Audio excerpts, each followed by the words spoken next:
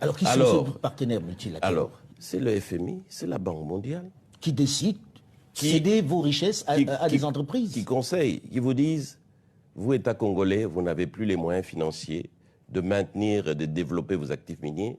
Nous vous conseillons, gentiment, oui, on sait comment on conseille. Voilà, de céder ça à des partenaires techniques et financiers internationaux qui sont spécialisés et qui ont les moyens, et ils vont développer ça à votre place. C'est l'erreur fatale qu'on a faite, qu'on ne devrait jamais faire dans nos pays africains. Donc aujourd'hui, à qui appartiennent ces mines-là? Quelles sont ces entreprises qui détiennent finalement la plus importante richesse de ce pays? Quand on dit que la RDC a exporté plus de 1 million de tonnes de cuivre et près de 100 000 tonnes de cobalt, c'est 5 ou 6 entreprises étrangères dans lesquelles, malheureusement, l'entreprise de l'État Gécamine n'est qu'un actionnaire minoritaire qui n'a quasiment rien à dire. Ah bon? Et donc, aujourd'hui, qu'est-ce qui se passe?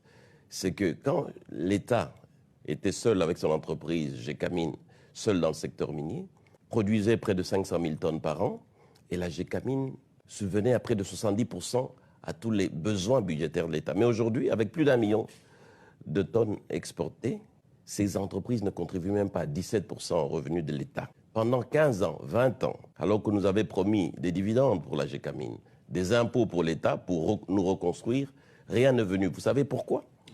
Parce que ces entreprises, elles ont pris nos gisements, elles sont allées les donner en garantie à des banques étrangères et elles ont emprunté. Au lieu d'amener des capitaux qu'on nous avait promis, c'est des prêts qu'on nous a amenés à des taux qui dépassaient 10% alors que nous savons qu'ils les avaient à 2 ou 3%. Donc les entreprises à qui on a donné les concessions sont allées gager les mines du Congo auprès des banques. Et ont emprunté alors qu'elles devaient amener des capitaux.